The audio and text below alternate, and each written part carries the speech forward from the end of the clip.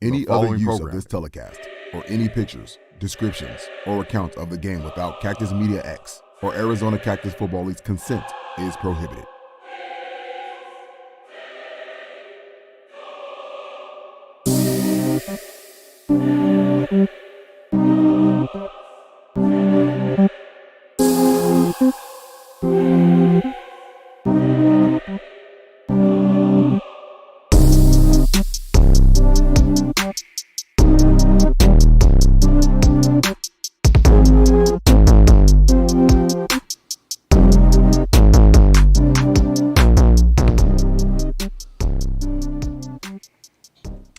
Welcome to AzCFL iNTEL, Season 2, Episode 15 of the show that bridges the gap between the players, the fans, the family, the coaches, the members of the AzCFL with the media. I'm your host, Jesse Burke, and super excited as tonight, switching up a little bit as we have a first-time coach guest in the building, Coach Aaron Wilkins from the Arizona Spartans. Welcome to the show. Thanks for having me, man. Appreciate it. For those that are familiar throughout the media of AzCFL, Aaron Wilkins, you joined me for the broadcast, I believe, of Week 1 of AzCFL Game of the Week. Yeah, Lions versus Phantoms. Yes, Lions Phantoms. So, good to reconnect digitally and now through a production circuit yet again. So, want to first off, let the fans and the audience know that, you're the coach of the Arizona Spartans, or one of the coaches of the Arizona Spartans. Yeah, I'm the offensive coordinator for the Arizona Spartans. Offensive coordinator. Congrats on a regular season 7-3 record. Correct. You guys go into this weekend hanging out, as next weekend is when you guys will play your first playoff game. We will get to that as you prepare for the Tucson Thunder. But before we get into that, I got to meet you earlier in the season, and we got to be able to talk about our presence in media, football, sports, and just shooting stuff. So, but for the audience that don't know you, let them know where you're from and how you got involved with football from an early age. I'm born and raised Arizona. There's not very many of us, but it is rare. Yes. Right. Mesa. I went to Westwood High School, played football there. Graduated 2000, then went on to play JUCO football at Phoenix College. PC. Yep. Played football and ran track there. Nice. Two-star athlete. Right. Right. I actually started coaching at I think I was 25 years old when I started coaching. I was doing youth football in high school. I went back to Westwood and coached there. Freshman team. I coached high school for about, I think, eight seasons, and then I got introduced to the semi-pro world. I want to say 2016, I think. I started off in the DFL with the Storm, actually. Okay. I was with them for a couple games, and then I had to step away because of work. Yeah. And then I came back the following year, and that's when I started with the Spartans. It was the first year in the league with it was the GFL, and I've been with the Spartans. This will be my third full season with them. Okay. So going back to your playing years back at Westwood, what position were you, and was it the same position that you played from your earlier years when you first started, or did you move around a lot? Yeah, when I played youth ball, I played different positions. But when I got to high school, I was a free safety. I wanted to play, receiver, but we were a running team, and we probably had the best receiver in the state at the time, Sammy Moore. So I already knew the ball was going to him a lot. So I was like, let me go ahead and play defense, so I can get some snaps in. Or get some action right. In practice. Yeah, exactly. So, and then when I left Westwood, I went to PC. I got recruited as a free safety, and then they ended up moving me to wide receiver. Okay. So I played wide receiver in college. What was that transition going from, you had like a natural ability at receiver and a passion, a desire, and then you had experience as a safety, and you got recruited as playing that. What was the transition like moving from safety back to receiver? It was good. It was what I wanted, because at the time, Phoenix, they were passing a lot, I actually played with Dennis Guile. He played semi-pro, I think, a few years. So that was my quarterback when I was a freshman. So we passed a lot. I didn't make the transition until halfway through my freshman year. Then my whole sophomore year, I played receiver. Okay. Same quarterback sophomore year? Nah, it was a different Okay. 2 different guys actually. You still connected with some of your playing guys? Yeah, I'm still friends, with some of my college guys. We still, keep in contact and hang out, when we can. But most of my guys, my buddies are, high school guys. I got you. Do you have any fellow or former teammates that are in the semi-pro circuit or maybe in other leagues or?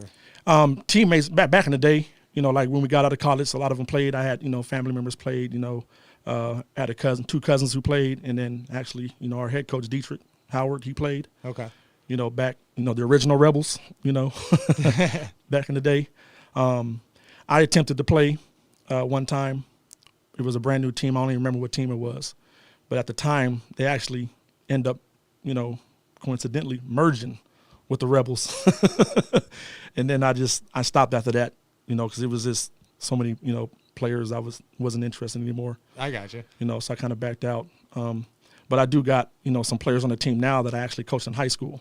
Oh, wow. On the Spartans, so that's pretty cool. That will lead me to one of my questions as we get to it. But that's interesting to see is, like you said, not everybody's from Arizona, but in the semi-pro community, you do see a lot of guys that, name drop. Oh, yeah, I went to high school, and in high school we played against this guy who went to this school, and it ends up being a small world, even though, like you said, it's rare when somebody's from Arizona. Right. So it's always interesting to see a football player transition. There's always, you hear it, you can't play forever, right? And you're seeing it even in our league. You have guys going from player to coach to assistant coach to trainer, athletic, even team mentor. How did you know coaching was your transition right after playing? Or did you have, and I know this, but, let those know you had a desire to do media or broadcasting or get involved with anything outside of sports, anything outside of football besides coaching? Yeah, the broadcasting stuff actually came later, but I actually started coaching when I was in high school. Oh, okay. I was doing I was coaching anything like, flag football. So I think I did powder puff for 2 years, coaching girls in football. Yeah. I was just taking on whatever I could. The love of the game. And so, but I already knew that's what I wanted to do when I got out of college. So pretty much when I got out, it's really not about what you know, it's who you know. So I went back to where, I started, which was junior high school to, my junior high coach. His name is Pat Alexander. So he put me on, to coaching. For sure. And just went on from there. And then is there any coaches professionally or I guess even collegiately that you look up to or you try to mirror their style? I know everybody has their own sauce and their own, presence and swag, but there has to be some coach that you study or one that you at least try to mimic. Yeah. So, I'm a Ohio State Buckeye guy. So, I try to, watch what Urban Meyer, used to do when he was there. Yeah. And then, of course, since Jim Tressel. Nah, he was more of a, pound and ground guy at the time, Oh, yeah, because Willis McGahee. Yeah, fair. Maurice Claret and those boys. So, Urban and then NFL now, I try to, since everybody, calls the Spartans, a passing team, I try to watch like Andy Reid, get into his, plays and see what he does and, just try to nitpick stuff and just, put my own little twist or flavor to it, Definitely. So then was your coaching transition to the offensive side of the ball because of your love for being a receiver? Funny thing is, when I started coaching, I was actually coaching defense. Okay. I was, defense position coach, DBs. And then when I finally got a coordinator job, I was actually a defensive coordinator, for a few years. And me personally, I think I actually enjoy coaching defense more than offense. I thought I was better at it. You know what I'm saying? I'll let people who play for me on both sides, be the judge of that. But, and I didn't transition to offense until I became a head coach, because I wanted to, implement that since I have my own team now, you know what I mean? So I started doing offense. I kind of just piggyback and added on to what we're already doing, at Westwood. And I just took off from there and I've just been with offense ever since. For sure. So taking it to the Spartans, coaching staff. You guys have like a three-headed monster, and you, Coach Logan, Coach Dietrich. And now I saw that Dre Andrews is added to the coaching team, or at least he was there at the end of the game, and he, let me know that, he's going to be helping you guys out with some things. I mean, we've added a lot of coaches, actually. At the beginning of the year, we added Coach Tyrese, and then my brother Rodney's on the staff. Okay. And Triple G. G. Yeah. We added him. I think his first game was officially was the Thunder game was his first game back. So now we have, a lot of coaches now, more eyes and, more knowledge, to bring to the team. Yeah. That's really going to help us, you know what I mean? So respect to them. Correct. On my roster sheet, they have you three, so no, that's fine. Yeah. You know what I'm saying? That's fine. So I'm not trying to leave you guys out. Reality, me, Dietrich and Logan, we've been there, right. since, the first year. So that's probably why it's like that. But, we're originals, so. For sure. So help me understand and help the audience understand the differences in coaching. You have offensive coordinator, you have defense coordinator, you have, a special teams coach, you have head coach. Who calls the plays? Who goes in who has, the final say on things? I've always been curious on kind of how long the leash is. If you're calling the offensive plays and defensive coordinator's calling the defensive plays, what's the head coach calling? Those type of things. I guess it just depends on how the team is, constructed, at any level, college, high school, NFL, some head coaches are coordinators. You'll have a head coach who's also calling the plays or, calling the defensive plays. Or you have, the teams that separate it. You'll have just strictly the head coach, who will oversee both, but he has a person calling the offense and calling the defense. And he kind of just overlooks both things, make sure everything's going right. And then, most of the time, the head coach will have the final say on like, okay, we're going to punt it here, or take this penalty, don't take this penalty type thing, or they'll deal with the refs. Handle timeouts. It just depends on how your team is constructed. Every team is different, So with your leash, how long, what does Coach Dietrich allow you to do? I mean, from what I see, you have a green light, smirking a little bit. So maybe, you obviously know some stuff I don't. But, what's take me to kind of the process between when a call is made from when you guys are discussing it to then when you tell your quarterback or you tell your player to execute. I mean, with us, we pretty much have, free range. We all trust each other. So there's really no micromanaging or, stepping on toes. Everybody, all the whole staff is playing their part, and that's why it's working, No one really cares about titles or, well, I'm the head coach or I'm this, I'm that. Like, we don't care about that. We're just we all have one common goal, so that's why it works. So there's really no leash or I have, more leash than, this guy over here. I got you. It's just pretty even across the board, because we all trust each other. There's no questioning what's going on or anything like that. That's the best when you have, embedded trust with each other. Football being an egotistical sport, as you know, I imagine there's ego with coaching too. Is there, from what I gather from talking to you guys and seeing it, sounds like you guys have an open mind to things. Is it an open door policy with when you see something on the defensive side of things that you want to suggest and vice versa? Oh, of course. Yeah. I try to, give my knowledge, when it's needed, because like I said, I used to coach defense, so I might see something different that they might not see, but most of the time I pretty much just, sit back and let them do their thing because, they know what they're doing. They don't really need me unless I think they missed something, I'll chime in, and vice versa. If I miss something, they'll say, hey, coach, what about this, and this, and I'll consider it. I don't, throw up a hand like, oh, I got this, none of that. Like we really do a good job of helping each other out when needed. Is there a time you can recall specifically where a player kind of put you on and like opened your eyes to something that you previously thought? Like you made a call and you were really confident about it, but your players were like, no, coach, let's do X, Y, Z. And then you let them do it and it ended up being a better result? Oh, all the time. Like, okay. No, yeah, because, the players are on the field, so they can see more than what I can see. You know what I mean? So I tell them all the time, if you see something, let me know. I may not, run it that next play, but we're going to figure out how to, getting into the game plan. Okay, so it's like a DJ at a party. It's like, hey, play this song. Yeah. I'll get to it. Correct. You know what I'm saying? I got Exactly. a rotation. Okay, I Yep. like that. That's good to know. That's good to know. And that way, from a player standpoint, how do you acknowledge? Okay, what's that respect? You tell the player, I hear you. We'll run that play later. But what's that like respect of knowing you're not just yesing him to death? What's that communication like? What's that? I mean, it just depends on what the mood is at the time. Okay. If I'm already teed off, then I'll probably throw the hand up then. Right. But then come back to it later, like, okay, what were you trying to tell me? But I mean, they know in the heat of the battle, like I got a million things going through my mind, so they don't really try to, get into my head right then and there. They wait for the right, they wait for the right moment to, chime in and say their piece. But our players do a good job of that. All the positions, running back, quarterback, lineman,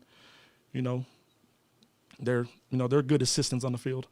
With the AzCFL rosters always being moved around, you had new players this year. You had players leave. I imagine you have, I don't want to say like teacher's pet or favorites, but I imagine you have some guys that you don't even have to reissue that communication. It's just there.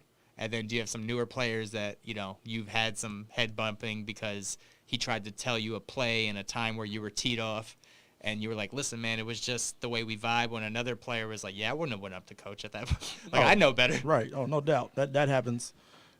Hasn't happened in a, few weeks. Okay. You know what I mean? But it happens. Just I mean, mainly the people that's been in the organization for a few years. I mean, they know, how to conduct. Right. What we expect out of our players, and they know the system on both sides of the ball and the organizational system. And the new guys is kind of hard. They're just trying to do their part to be a part of the team and help us win. Yeah. But for the most part, the guys that come to the Spartans, they buy in. The guys that don't, usually are the guys who have individual agendas. Right. Me players. Correct. So, but for the most part, yeah, we've had guys stick around, for more than 1 year. Then, like you said, you have the turnover where guys leave after 1 year. But that's football. That's any level. That goes on in NFL. That's true. College, you know what I'm saying? Like, that just happens. It's business, For sure. Not personal, you know what I mean? So, as the fans and the students of the AzCFL, we're approaching playoff time. And before we get to the playoff scenarios and stuff, I'm curious to know, I've heard football like business as usual, same thing. We treat the postseason like the regular season, and then I hear some coaches talk about it's a whole new season. What happened 10 weeks ago doesn't matter. 0-0, 0-0, everybody 0-0.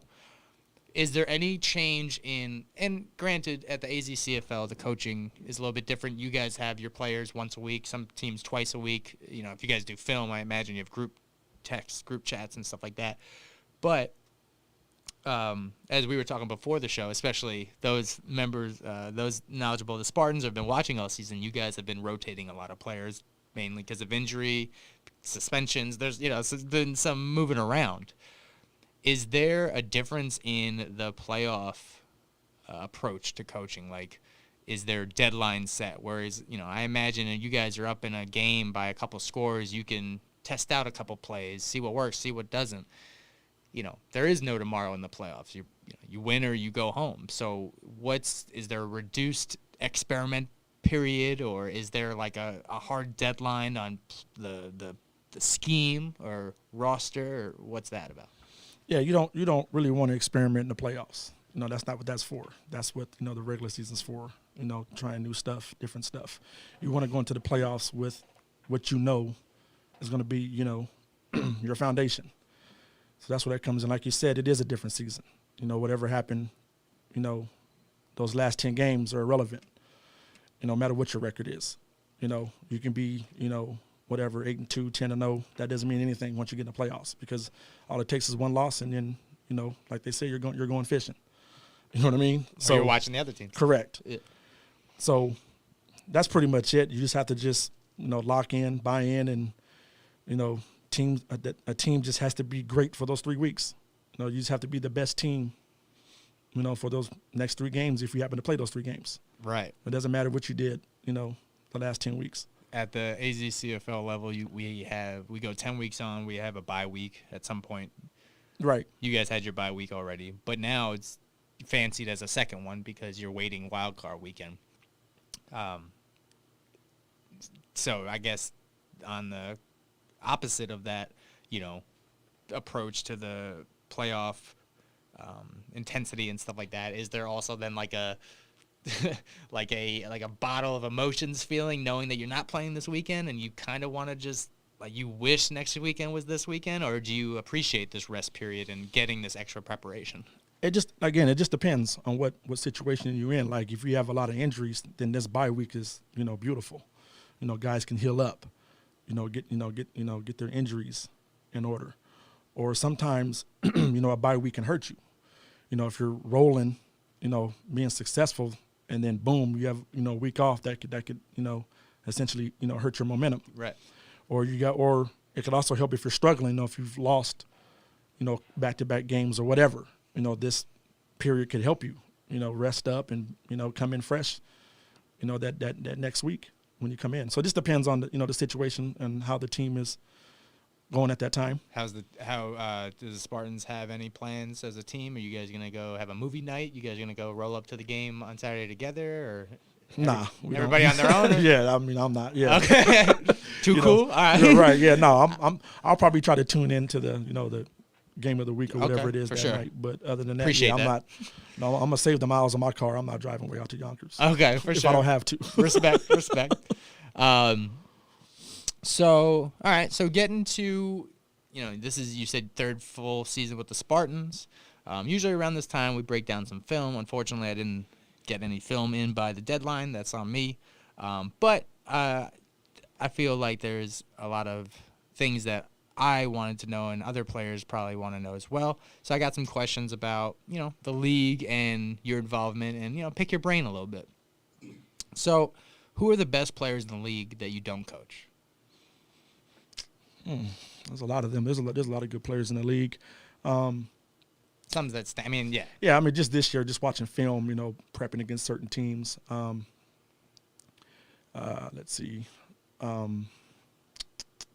Just give me like 3. It has to be any position, anybody. Yeah, man, I really had to. I actually like the safety from the Bucks, Carl. I think he's a real good player. I mean, I had the game plan for him, pretty heavy, but he still made a heck of a play against us. He had a pick six. The pick six. Yep. Carl Evans. Yep. Yeah, he's really good. Like I don't, he's not your typical semi-pro player. He should be playing somewhere. I really like him. And then, man, I mean, there's so many. Of course, I follow a lot of just players that I like that used to be on my team. Like Lorenz used to play for me. So I'm always watching him, checking him out, see how he's doing, performing. 10-0. Very exactly. So, and then like I really like. There was a linebacker there was this linebacker from the Phantoms that I thought was pretty good. I think it's number 8. I don't know his name. Oh, Shane? No, I'm sorry. Shane's on the Rebels. Yeah. 8 he's a young guy, but Jerron Green. Yeah, he was. When I was watching film, he was just flying all over the place. Yeah. And I was like, oh, this guy's gonna be a problem. So I got to figure out how to their linebacker counteract that. Yeah. You know what I mean? So. He was shouts to them. Correct. Yeah, he was crazy to watch on film, but that's just off top right now. For sure, but definitely. there's a lot of other good players. I think like Jake. I think Jake's a good quarterback. Bornson. Yeah, for sure. I like Rico. Rico's a good quarterback. I know they had a down year over there, but he can still play the position. I mean, hey, you're just as good as your last game, and they beat the undefeated Silverbacks. So yeah, they're going exactly. They're going right, to the offseason, exactly. With their head held high. Heck, so you touched on it a little bit. Who are some former players you've coached? Renz being one of them. Who are some guys, I guess, right now in the playoffs or on their way to the playoffs that you've coached that you've been keeping an eye on since they've left you? There's really not very many. Renz is one of them. Jake Reed. Jake yes. Reed, yeah. Yes. The Lions, yeah. He used to play for us. He's having a Very close to home because he's a safety. That was like your position. Yeah. And he's balling. I think he's leading the league in interceptions. Problem. Wouldn't be surprised. Yeah. You know? He's My man's got alligator arms, man. Yeah. He just suffocates the ball. Okay, cool. So respectfully, when people hear the word rivalry, they think it's somebody they don't like. I don't see it. In sports, I think it's somebody that brings the best out of you. Is there any coaching rivalries? Any coaches that you've gone head to head with, or you guys have a dead even record, or anybody you respect that you dub as your rival? I don't know if I have any rival. Like I said, I haven't really been around as long as the rest of the guys. A lot of the head coaches here, but it's always it's always fun going against James Fisher. Okay, and on the Phantoms. Yeah, yep. When he was with the Pede, when I first started in the league, we kind of that first year, we beat them in the regular season, then they end up eliminating us in the playoffs. Right. And then the second year they, kicked our butts pretty good. I don't think he was there that second year though. I think he might have moved on to the Lions already. But so actually, yeah, if he was on the Lions, I think I won that one. But they played you in the. Were you part of the playoff? Yeah, in 19? the championship year. Yes. When we went to the championship against the Stampede, I think he was with the Lions already. Oh, okay. Yeah, but Ed's always fun to go against. The Rebels. They're always one of the top teams. Stretch, of course, Phantoms. I finally got a win against him this year. I was 0 for. Oh, okay. Yeah, that's what I heard. The only team I the Spartans hadn't beaten. You know what I mean? Yeah. And I'm cool with all those guys too. So that's why it's always fun. Yeah, it's cool to see, man. Guys, yeah. You guys are talking before the game and after. There's a common respect, and that's what I like to see. Football being, it's a competitive sport, but it's also like a community feel, like a family feel. Yeah, it was also fun going against our first game of the season against the Owls. Because Coach Charles used to coach with us our first year. Oh, right. So it was finally, me and him are good, good friends. So it was good to go against him, for the first time. Because we always talked about it, going against each other, and we finally got the opportunity to do it, And now you go watch him this weekend as he's coaching the playoff game. Yeah, good. Congrats to them. You don't have to name any names, but are there any players, because you're a coach, so, you see things differently. Is there any players that talk more than their ability to play? Oh, of course. Yeah. I mean, that's, on every team. You don't have to on name, every team. Okay, how about this? Just to get a little spicier, you don't have to name a name, but give me a team that they play for, one of the teams. If they got a guy, of one of the 53, man roster. All of them. All of them. All of them at least have one. I mean, I'm pretty sure we got something. I know we got something. You know what I'm saying? But yeah, that's football though. True. You know what I mean? That's what makes it fun. They did just Vice. I'm a big fan of that channel. They just produced a documentary called NFL Diva Receivers, and it was talking about how you got to kind of be a little different to be a receiver because you're out on an island and you're away from the trenches and you're self-motivating yourself. Right.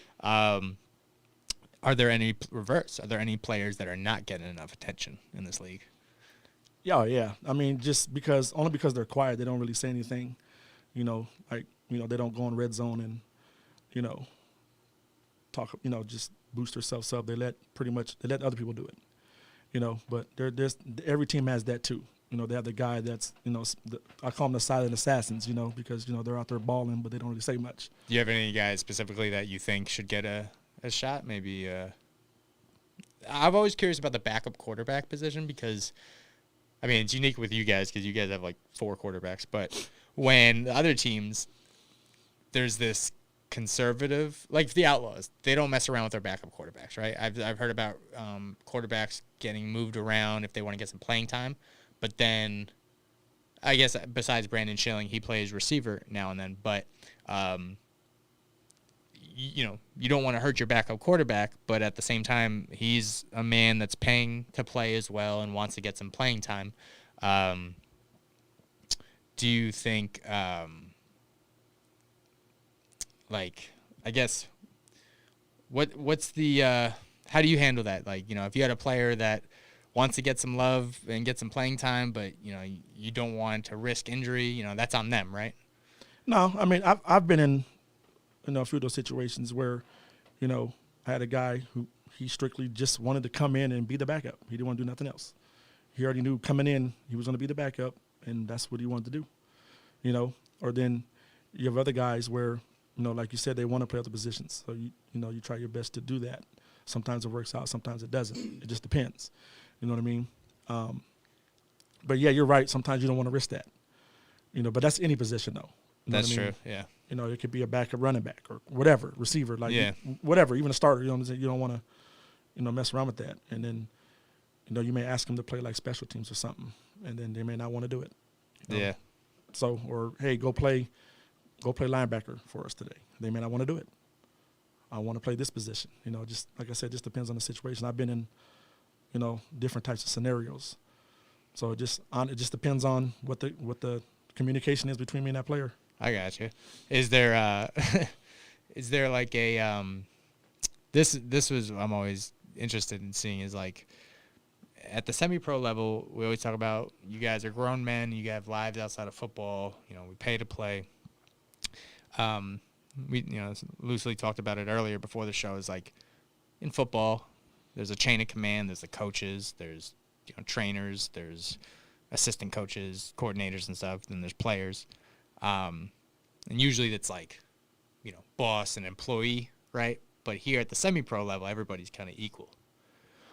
How do you enforce and instill your, I don't want to say your power, but how do you instill the position of a coach while respecting that these are grown men and the title that you have over them is strictly within the realm of football? It's not like you actually have a power over them. Correct. It's just, it's basically just communication. Like the player, majority of them, they know they're a player, so they're gonna respect the coach.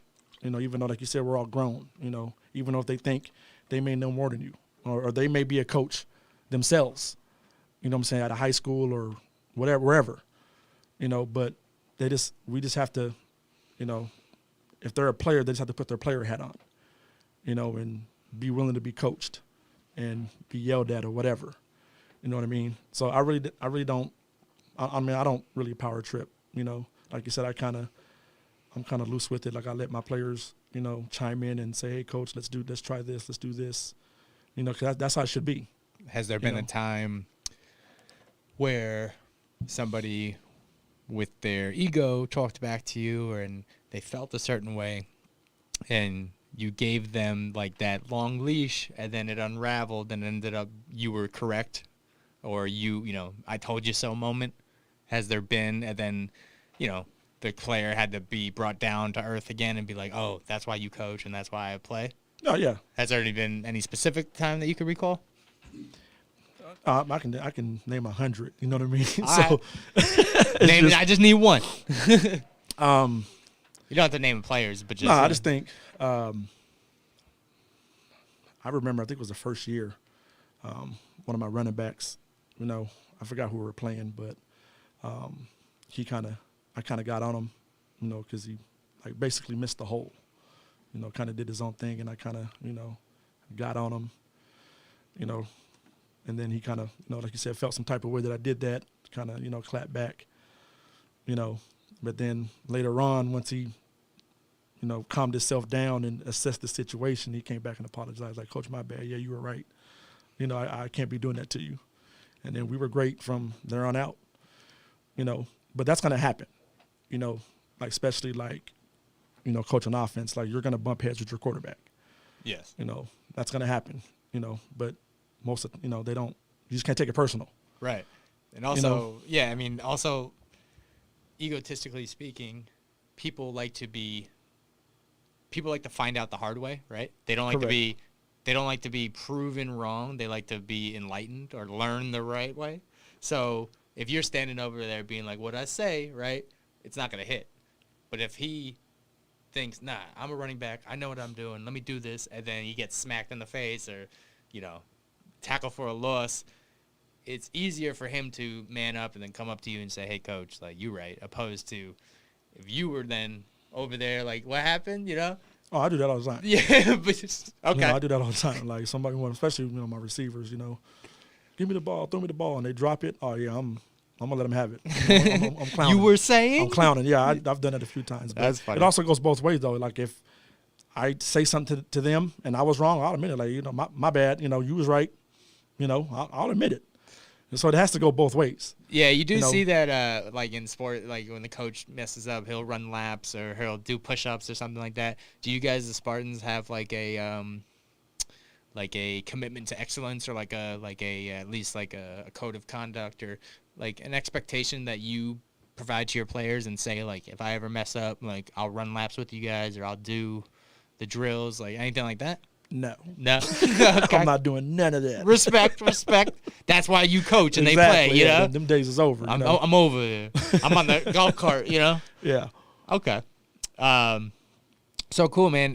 Getting to it, usually around this time we break down film, but this week's a little different as we have, 2 games this weekend. Usually we have a full slate of football, as I like to see, but this weekend is Wildcard Weekend, and we have 4 teams competing in a play-in tournament. The Silverbacks of Prescott, the Prescott Silverbacks. They are playing the Owls in Prescott. Then we have the Reapers, who, what a turnaround story for them. 2 years ago, booted out of the league. Some unfortunate events with the Stampede. Since then, they've been trying to turn around, rewrite their image, and shouts to Coach Vasquez. He's been doing an amazing job. They're turning it up. They have the most wins in Reaper history. Their quarterback KP, laser show. He had 6 touchdowns in a game. I think the league record is 7 or something like that. So shouts to him. They're going against the Headhunters, which journalistically and emotionally speaking, man, we live for the drama. The Headhunters beat them in the regular season by a score of 14-12. So emotions are flowing this weekend. The Silverbacks, they were 9-1, and people had them going, undefeated, blah, blah, blah. They shocked the world. They put the league on notice. But like we were speaking of, you're only as good as your last game. They lost to the Bucks, who, like you said, were having an unfortunate season. So paint the picture for us, man. Both games, who do you got? And then we'll talk about the implications on both seeds trickling into the next rounds. Reapers, Headhunters. I really haven't watched a lot of their games. I watched a couple more Reaper games than Headhunters. But, yeah, I like what the Reapers are doing over there. Like you said, they really, turned it around. They're having a successful season. Shout out to Tyler over there. He's doing a good job. But I think the Reapers will pull that one out if I had to pick. So they're exercising their demons, so they're going to get the best of the rematch? Yeah, I think so. Okay. I think they can pull that one off. They've been playing some pretty good ball lately, even though they lost to the Rebels, but they played them, pretty. Yeah, lost by 1 score, I think. Pretty tough, but Final score. Yeah, what's the final score of this game? Let's see here. Let's go ahead and go.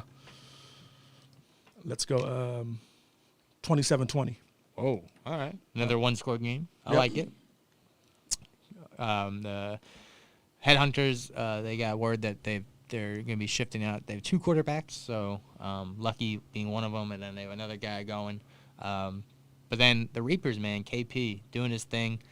We talked about best quarterback in the league. I went on record to say he was my pick for this year. I've heard a lot about him. He made play of the week one of these weeks. So yeah, excited to see it. 7:00 game at Cortez. I'll be broadcasting the game. Cactus Media X, of course, tune in. But then, I guess earlier in the day, up north in Prescott, we got the Silverbacks and Owls.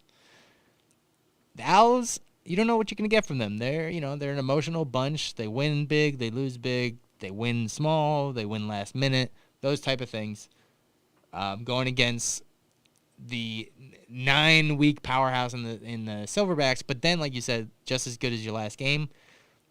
We don't know who the Silverbacks are anymore. I mean, again, momentumly speaking, or with momentum not on their side, they could be limping into this game, right? So I haven't been watching much film on the Silverbacks. I think there wasn't film between the Silverbacks game and the Bucks. I wanted to watch that. But the Owls, they got some ballers, man. They got my guy Dominic Johnston, receiver. They got Marco Jackson. They got some ballers, man. They got Emmanuel playing defense. He's playing tight end. He's moving around. So yeah, who do you got?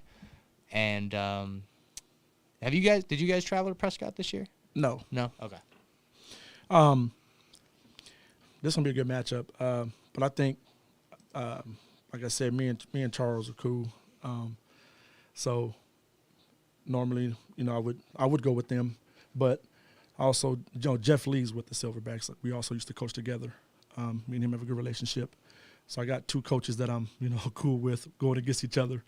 And I want both of them to be successful. But I honestly think, the Silverbacks losing was the best thing for them. They were rolling. And then losing right before the playoffs, I think that might be a good thing for them. Kind of humble them a little bit. And now they can see, yep. Oh, dang, how did the Bucks expose us like that? Now they can go back and fix that. So it might be a good thing. Honestly, if they were going in undefeated, I would probably pick the Owls, But I think that loss, is going to help them out. And they're really going to be focused now because they got to be, So I would pick the Silverbacks to win this one. They were, like you said, they were pretty dominant throughout the season in their conference, and I don't necessarily see that changing right now. Well, that's funny that you say that because earlier in the year I was saying that about the Rebels. I was kind of like, man, they're rolling, and it's weird because you don't pray for a loss or you don't prepare for a loss. Correct. But like you're saying, I think the loss is a blessing in disguise, right? So as a coach, how do you retroactively be like, you know what, that loss was good for us? But I'm sure during the game you're mad, you're yelling, you're upset. I experienced that our second year. We lost our first two games, lost to the Thunder, then got blasted by the Stampede. Then we end up racking off like 5 wins in a row. We're just on top of the world, just balling, and players started getting cocky and big-headed, and then we went up and played the Phantoms, and then we jumped on them. I think it was like 20-7 or something like that, halftime. Just at an all-time high, and they ended up coming back and beating us. They're a second half team, man. And that that brought us down to earth. And then, of course, at the time I wasn't thinking it, but then after that loss, we ended up refocusing, and we pretty much went to the championship. After that, we didn't lose a game until the championship. And then I told everybody, like, that Phantoms loss helped us. I think if we beat the Phantoms, we don't make it to the championship because we would still be cocky and still be, big-headed and all, can't nobody beat us, mentality. So losses really humble you. They really – it does. They say it's a lesson in a loss. Yeah. You can't learn from a win. You learn from a loss, So, yeah, okay. And you definitely verbalized it better than I, because I always talk about, like, come on, you got to lose one game. And people are like, what are you talking about? Like, no, you're not trying to lose. But right. If you lose, like, especially that way, like, you can look back, like, you know what, that loss helped us. We needed that loss because we were, wasn't focused. We in here thinking that, we can't be beat, and we let, the Phantoms come back and let us know who, Similar they let us know to who they were, like, this is who we are. Like, you guys are still, at the time, you guys are still little brother, we're big brother. We've been here, longer than you guys, For sure. Similar to your game against the Phantoms, you guys blew them out on, Game of the Week. But I think you guys were shutting them out at halftime. And some of your players, not going to drop names, but they were coming up to me talking about blowout, shutout, what are we talking about? And I was like, I see 30 minutes up there. Like, what are you talking about? Of course. Definitely. And trust me, when we were up 25-0, we started, hey, remember what happened year 2? They came back on us. We can't let that happen again. Like, we had that conversation. Perfect. We knew. You don't forget nothing like that. Right. Or, like, even just, like, when you ride perfection, it's like, nobody's perfect, right? You could reach for it. But, I equate it to baseball. When a pitcher's throwing a perfect game, he's just, like, focused on that. But then the second, a batter gets a hit or something, it's like he's out the win, and now he's just about winning the game. Right.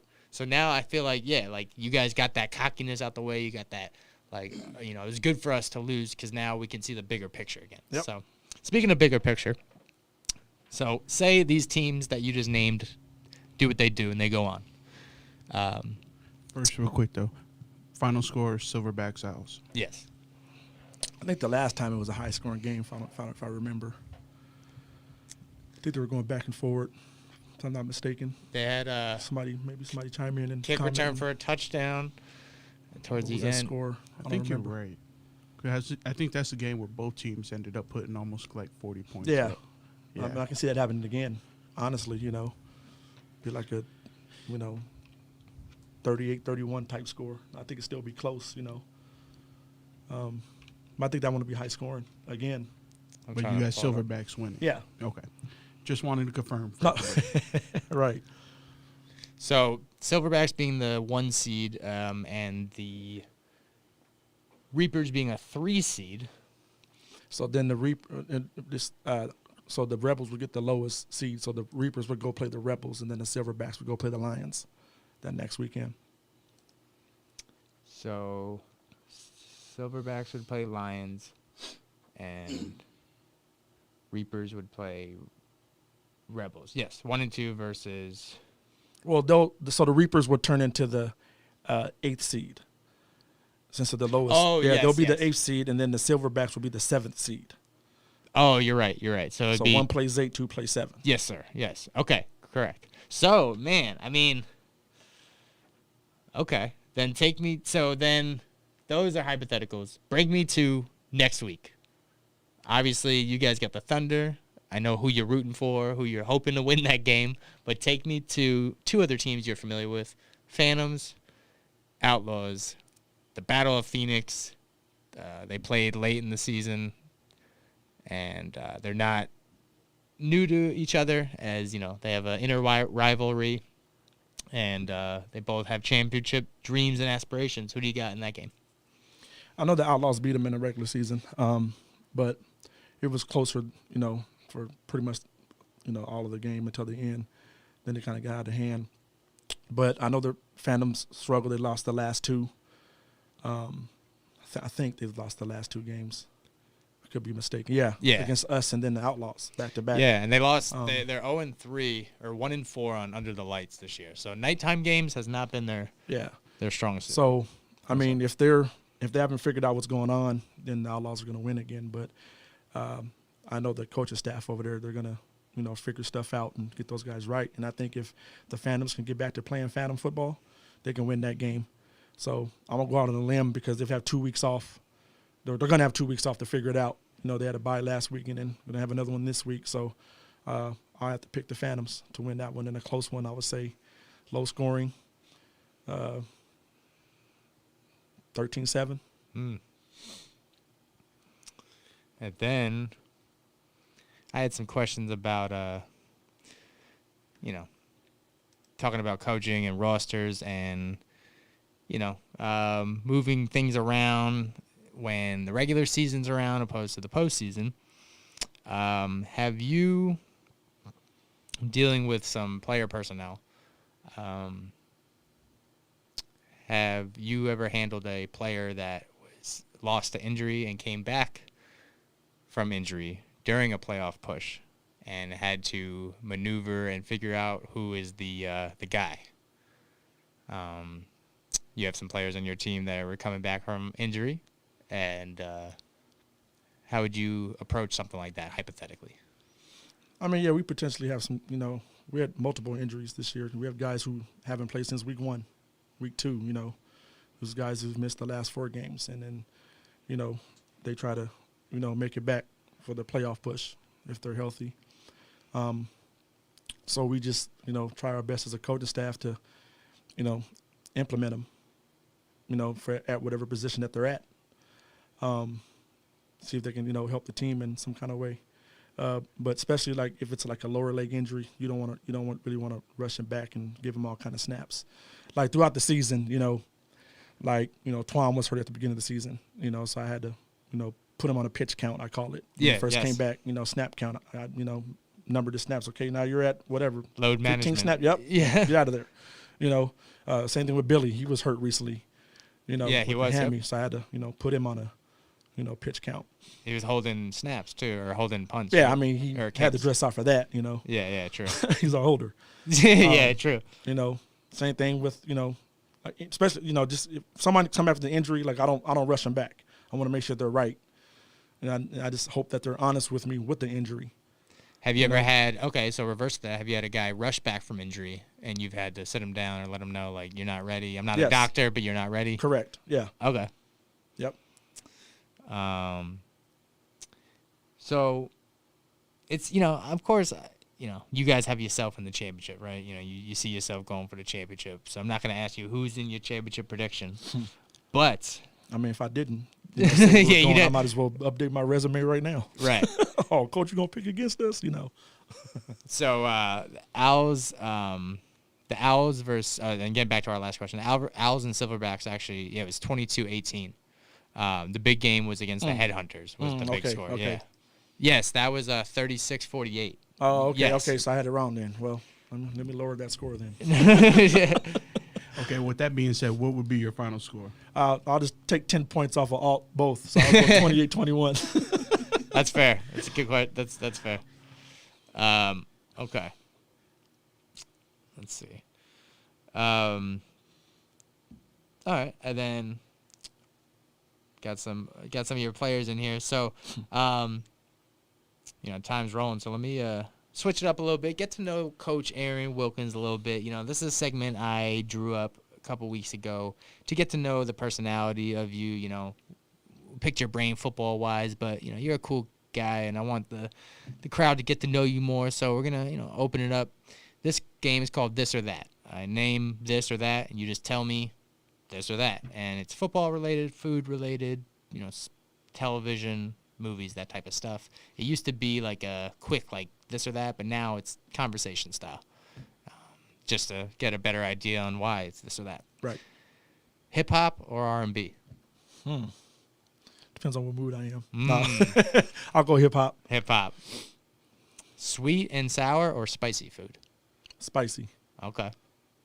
How spicy? I need that hot sauce, man. Hot sauce? Hot sauce. Oh yeah. All kinds, whatever. So with wings, do you go super spicy? Or you go medium? I go medium. It depends. Yeah. On the mood. Mediums like to go to, but I'll get some hot stuff, or I'll just get a dry rub, whatever. I feel you. Crunchy or smooth peanut butter? Crunchy all day. Extra. That's my guy. Extra protein. You know what I'm saying? Yeah. Peter Pan. That's my go-to. I feel you.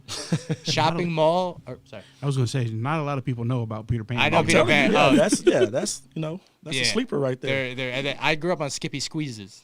Nah. Or Skippy? Yeah, I think it's Skippy. I say I'm slacking on my peanut butter. Shopping mall or strip mall? Nowadays, strip mall. Exactly.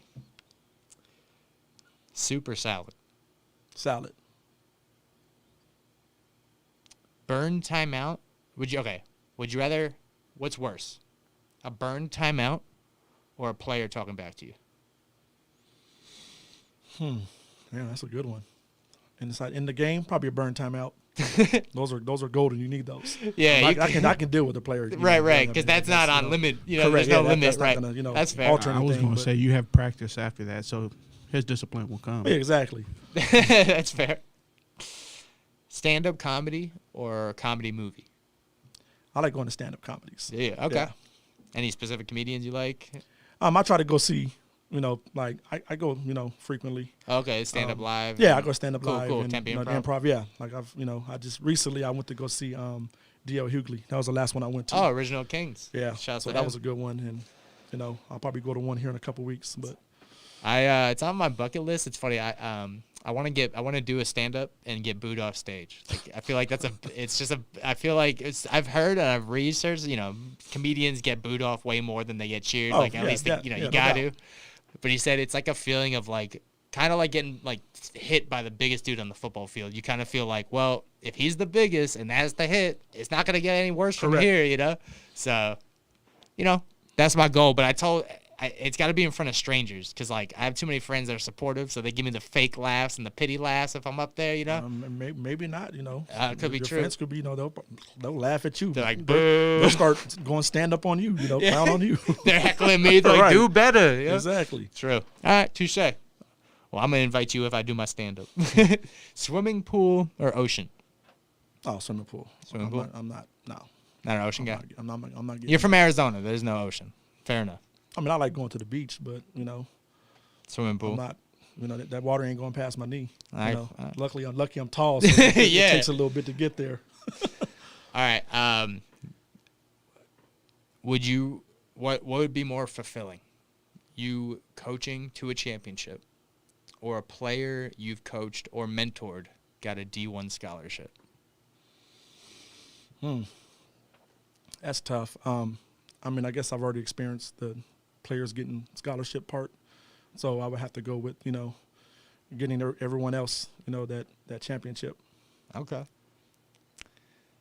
I haven't experienced a championship yet in the semi-pro level, so Speak to the universe. You know what I'm So, saying? You listening? He right. needs it. It's ring season for him. Would you, going back to the coaching rivalries, coach with your hero as a coordinator or assistant coach, or be a head coach against your hero? Urban Meyer's lining up against you. You coaching with him, against him? No, I'd rather coach with him so I can learn some stuff from him. Or if you guys lose, it's on him. That too. Yeah, Yeah. I'm saying. I'm throwing my special team hat on. It's not my fault. It's the head coach's fault. Yeah, what's up? That's true. Okay, and then this is my favorite question for Intel. Obviously, you're coach, so we'll keep it a little bit more politically correct. Can't say the Spartans, but who are your favorite uniforms in the AzCFL, and then who are your least favorite uniforms in the AzCFL?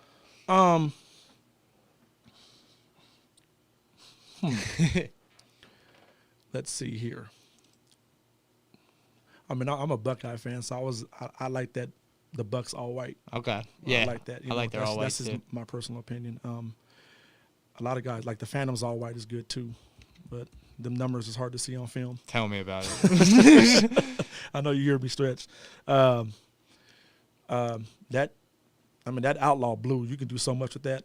Yeah. Yeah, that blue is legit. They could have 1,000 uniforms with that blue, and of course the Rebels with their their closet. There are 1,000 uniforms. Yeah. They're nice, some nice combinations. Yeah. Coach Bolchin on the Outlaws was talking about the design of the helmet is a complete negative of the black helmets, because it's black Right. with the blue trim. These are blue with the black trim.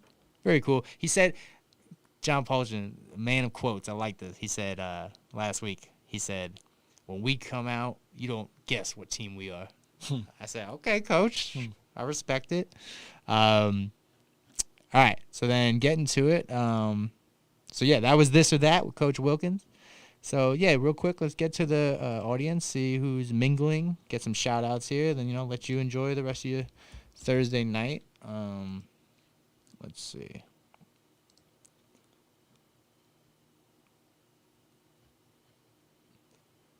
All right, so Ken Hodges, he's laughing. So Of course. smiling, all smile. Shouts to you. Zach Saltzman said, "What did I miss?"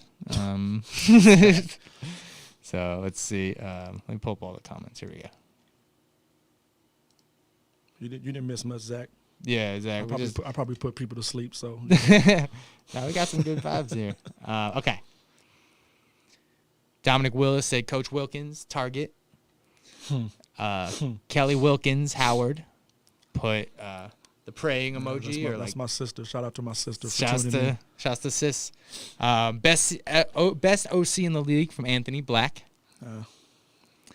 Deborah Bonner said, "My baby Aaron." That's moms right there. Oh, shouts to moms, That's dude. moms. My guy Charles Gant from the Reapers, self-proclaimed best tight end in the league. Do you have an opinion about that? Big stepper, he calls himself. Oh, okay. No, I don't know much. I don't know much about. You don't know much about you, so I don't. Self-proclaimed. If that's what it is, then man, I'm gonna have to go back and look now. Okay. Yeah, that's true. he just gained a viewer. That's true. Roe. Self-proclaimed. Yeah, I like the confidence. Roe Reeves on your squad said you're a mastermind. I mean, not the way we're putting up points this year. He said shout out to Convict U. That's the Reapers. Yeah. Convict U. Let's see. Scotty Bugatti Hutchinson. I think you know him. He said, Who was that? No, I'm just kidding. He said Alice got their quarterback back, so it should be interesting. That's good intel. I wish I would have had. No. No pun intended. Best With that being said, would you change your decision on who's winning? No, I'm going to keep it. He's Because, gonna I mean, keep it. why was he out? Was he hurt? I mean, was he, you know, He was hurt. I don't know what specifically, but you know what I'm saying? So that plays a part, you know, if he was hurt. I mean, are they just rushing him back because of the playoffs? You know, I mean, that plays a factor, you know. that's We true. need more intel on Correct. this. Yeah. True. I'll find out. Gotta find me a Adam Schefter, you know. Yeah, I need like a Jake Laser. Somebody texted me this. All right. Coach Dietrich, shouts. He said best OC hands down. So a lot of praise from your coworkers. That's nice, you know. They're supposed to say that, so don't. Well, I mean, at least don't feed into. They're it, not you hitting you with like the, you know, Don't he feed dresses into it. well, you know, like You he's a know, nice so, guy. yeah. They're just being nice, you know. All right, let's see. Man, Martwan Weaver, best OC in the nation. See, Martin, he must be, you know. He needs what time is to it? he needs to borrow he's some money or sleepy. I know something. Martwan gets up early for work, so he probably I over was going to sleeping. say that's probably a shot of Jack Daniels or something. Something, yeah. He's, you know, he needs to- Rodney Bonner said championship or bust. Oh, Nigel Burley said excellent interview. Appreciate that, Nigel. He said good luck in the playoffs. Spartan football. appreciate that, Nigel. Good looking out. Yeah, you know, I don't know if he didn't specify if it was the person asking the interview that was great or the person taking it. So we'll Probably you. okay, you know, bet. not me, We'll yeah. share it. We'll share You it. know, who am I? Where you get that quads formation with the 3 bunch? Who being nosy? Rob Jones Bink. No. I'm going to say it for him. Stop being nosy. Hey, holla at me, man. You know. We can't spill all the candy, Right, Rob. I Come can't on. Can't say it over the airways, but Yeah, you know, come I'm not, you know, The feds is exempt, watching. I'm not exempt from giving them some, you know, some pointers. Yeah. And then, yeah, I mean, before we let you go and before, you know, you step into the postseason, you know, is there any intensity change by you? I mean, you seem like a level-headed guy. It seems like you know what you're getting into, what you want to accomplish. Obviously, winning is the objective, but, you know, seems like, you know, you study the game, you have a good head on your shoulders from a preparation standpoint. You know, are you a superstitious guy? You changing up? You gonna eat a special food? Or you got something going? What do you got? Yeah, sometimes it depends. If I remember stuff, then I'll try to change it up. Like, okay, what shirt did I wear that game? Oh, I'm not wearing that one. You know, what energy drink did I drink before? Oh, I'm not doing that one. Okay. Just to have fun with it. You know, just to kind of get focused on, you know, what needs to be done. I try to approach every game day the same. You know, try to have the same routine before the game, throughout the day. You know, I try not to add so much, you know, on my plate that day or the night. You know, Night just before. just so I can be ready. You know, like you said, preparation is big. You know, and then if I'm not prepared, then players aren't gonna be prepared. True. You know, so it starts from the top. You know. Is there a, you know, I'm sure you have close communications with your starters and stuff. Is there like a little like night before, get some good rest message you got, you know, typed up or something you want to send to them that's going to be a little bit different than a regular season? I mean, no, because no, they're gonna do what they do. You know, they don't matter what I tell them. They can say, "Okay, coach, I got you. I'm gonna do that." Nah, they're gonna do, you know, whatever gets them ready for the game. They're gonna do that. No, For they don't sure. need me to tell them how to prepare for the game. You know, they've been playing football long enough to know what needs to be done. You know what I mean? So, and then now Roe is going with Rob. He said, now it looks very familiar to the Roadrunner days. And then Roe said they ain't win a game. Nobody would take anything from that team. So Finch out here looking. How's Finch? I know he was banged up, right? Nah, Finch What? is good. He was playing. Oh, he was playing defense, right? 'Cause Yeah, you he guys- played, Okay. he's been playing defense Cool, all cool. year. Yeah, no, he played running back for me. You know, the second year, but he's been doing really good on the defensive side. You know, but he knows and I know if I ever, you know, need somebody at the position, you know, but hey, Finch, you know, come tote this rock real quick. For sure. So You then, know? yeah, then, you know, anything left for, I mean, as the season is, you know, winding down but heating up, if you will, you know, what's something that you want from, you know, you want your players to perform, you want your coaches to coach, but I guess what's like one last thing you're gonna, like, I don't know, give to the universe before you put on the headset and actually the clock starts and, you know, you start coaching, man. Just for the playoff game, Yeah. I haven't decided yet. You know, I was gonna, you know, talk to the team this week in practice, but I think I'll wait till next week, Okay. see what I have to say, to. You gonna watch like 300? Nah. Like a good Braveheart. So some speech or something. Playing the game of football should be enough motivation. True. If you need extra motivation, then that's, why you're playing the game. For sure. Getting the opportunity to play the game of football should be motivation in itself. That's true. And I always thank you guys, because without you guys playing it, I wouldn't have a chance to broadcast and write about it and speak about it and market it. So definitely thank you guys for being a part of the league. Being a class organization in the Spartans and being a well-rounded guy in the league. Being able to help me out in the broadcast booth. Come join me on a Thursday night. It's really appreciated, man. Thanks for having me. For sure. No, it was a great show. Really awesome to have a coach for the first time on Intel. And I'm really excited, as a broadcaster and the media guy, I stay neutral, but I want you guys to play the best you do and stay healthy and achieve what you've set out, because that's, my love for the game is, how passionate you guys are, how you guys study, how it is a war that you sign up for, and you're going with your troops, and you want to take the field by storm, and how many cliches you want to throw at it. But now I'm excited for you guys fully, and honestly, man, you guys went through a lot this year between quarterbacks and injuries and suspensions and identity. You guys lost your quarterback, had a big name quarterback come and go, even though that's what you knew what was going to happen, and there was a lot of shifting. It was easier for you guys. It could have been easy for you guys to throw up your hands and say, you know what, we're medium sauce this year, and that's what it is. And you could blame it was, but nah, you guys are 3 seed. You got 2 of the games, could have been very much the other way, right? Correct. So, hats off to you guys. Best of luck to the postseason. I'll be watching closely if, you guys keep advancing and eventually make it to the championship. Right. That 7:00 slot. It's where I exist. But yeah, I mean, if you got any shout outs or anything you want to, the world to hear, one last thing, and we'll get you out of here. No, just, shout out to you guys. This is, a good thing you guys got going on, bringing the players on here, getting their name out there, and, us that don't know them, get to know them, you know what I mean? And, it would be nice, get more coaches on here so, players can know who they are besides hearing, behind the scenes stuff. So shout out to you guys and Matt, Cactus Media, Intel, the league for having all this. I'm very glad to be a part of it. Definitely, I appreciate that. It's our form of practice, our form of scheming. It's our football, right? So we take pride in the production and be able to put on a show for you guys, and you guys put your body on the line.